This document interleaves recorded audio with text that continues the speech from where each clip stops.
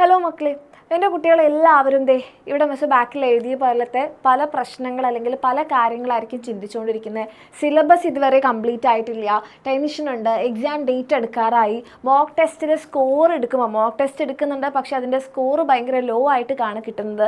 ഇങ്ങനത്തെ കുറേ കാര്യങ്ങളായിരിക്കും എൻ്റെ കുട്ടികൾ ചിന്തിച്ചുകൊണ്ടിരിക്കുന്നത്. ഓക്കെ, അപ്പം ഈ ഒരു ലാസ്റ്റ് സമയങ്ങളിൽ ഇനിയിപ്പോൾ നമുക്ക് വളരെ കുറച്ച് ദിവസങ്ങൾ മാത്രമേ നമ്മളുടെ എക്സാമിന് ഉള്ളൂ.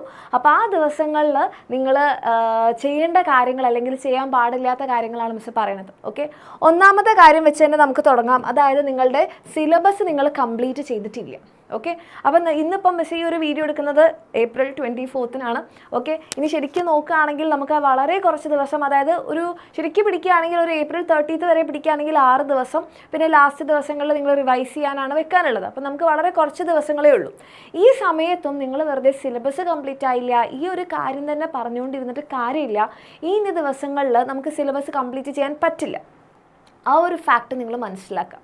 ഓക്കെ, ഇനിയുള്ള ദിവസങ്ങളിൽ നമ്മൾ ഈ കംപ്ലീറ്റ് ആയിട്ടില്ല, നമുക്ക് ചെയ്യാൻ പറ്റാത്ത കാര്യത്തിനെക്കുറിച്ച് ആലോചിച്ച് നെഗറ്റീവ് അടിക്കാതെ ടെൻഷൻ അടിക്കാതെ നമ്മൾ ആ ഒരു ഫാക്റ്റ്, ഓക്കെ, നമുക്കിനി സിലബസ് കംപ്ലീറ്റ് ചെയ്യാൻ പറ്റില്ല എന്ന് പറയുന്ന ആ ഫാക്റ്റ് നിങ്ങൾ എന്ത് ചെയ്യുക, ആക്സെപ്റ്റ് ചെയ്യുക.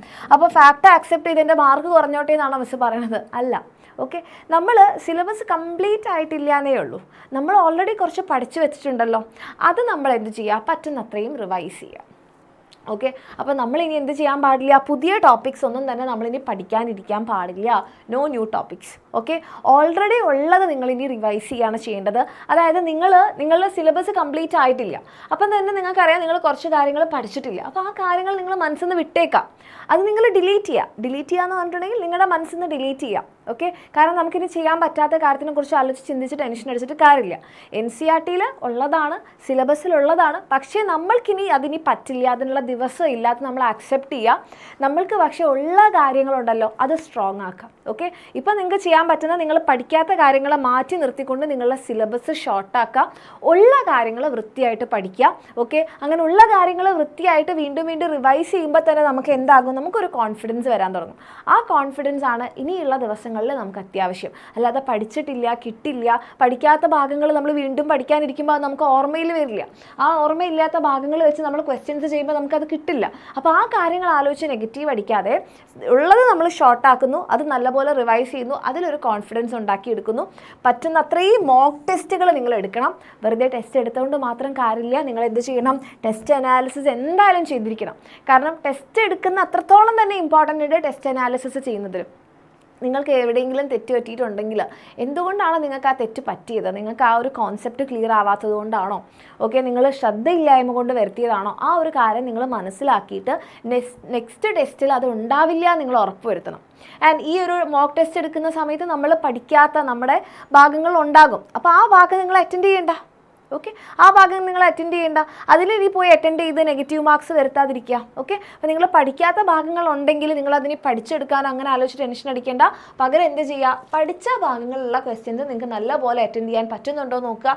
അതിൽ നിങ്ങൾക്ക് തെറ്റ് വരുന്നുണ്ടെങ്കിൽ അത് എന്തുകൊണ്ടാണെന്ന് നിങ്ങൾ ടെസ്റ്റ് അനാലിസിസിലൂടെ മനസ്സിലാക്കുക. ഇനി ഇവിടെ മിസ് പറഞ്ഞു പുതിയ ടോപ്പിക്സ് നിങ്ങൾ പഠിക്കേണ്ട, കാരണം അതിനുള്ള സമയമില്ല. പക്ഷേ ചില ഭാഗങ്ങളുണ്ടാവും, അതായത് ഒരു കാരണവശാലും നമ്മൾ ഒഴിവാക്കാൻ പാടില്ലാത്തത്. അങ്ങനത്തെ ഭാഗങ്ങളുണ്ടെങ്കിൽ അതിൻ്റെ ക്വസ്റ്റ്യൻസ്, ഓക്കെ, അതായത് ചില PYQs നോക്കുമ്പോൾ തന്നെ നമുക്ക് മനസ്സിലാവുമല്ലോ, റിപ്പീറ്റഡ് ആയിട്ട് ആ ക്വസ്റ്റ്യൻ വരുന്നുണ്ട്.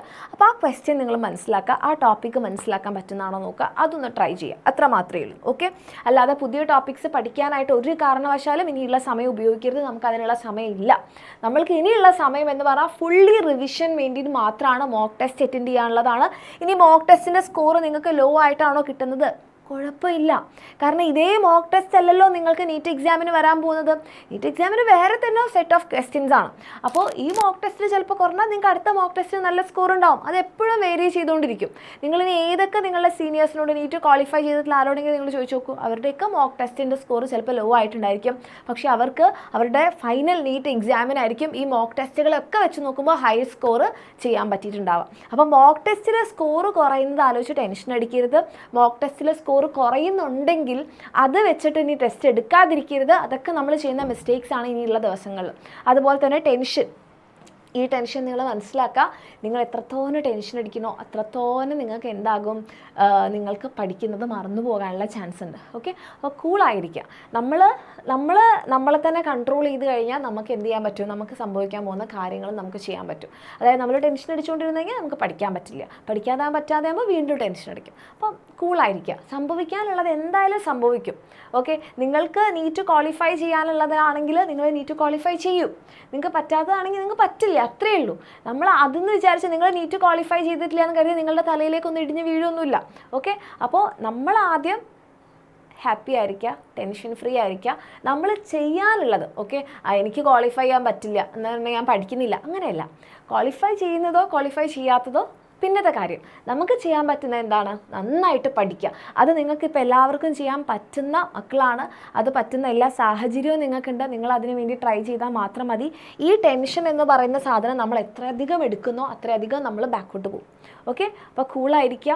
ഭയങ്കരമായിട്ട് ടെൻഷൻ അടിച്ചൊന്ന് ബുക്ക് തൊടാൻ പോലും പറ്റാത്ത അവസ്ഥയാണെങ്കിൽ നല്ല സമാധാനത്തോടെ കുറച്ചിരിക്കുക, ബുക്ക് മടക്കി വെക്കുക, ഒരു 15 മിനിറ്റ് വെറുതെ ഇരിക്കുക, ഡീപ്പായിട്ട് ബ്രെത്ത് എടുക്കുക, 3 തവണ കുറച്ച് വെള്ളമൊക്കെ കുടിച്ച് ഒന്ന് സമാധാനത്തോടെ ഇരിക്കുക. ഓക്കെ, ടെൻഷൻ അടിക്കേണ്ട, അതിന് അത്രയ്ക്കൊന്നുമില്ല.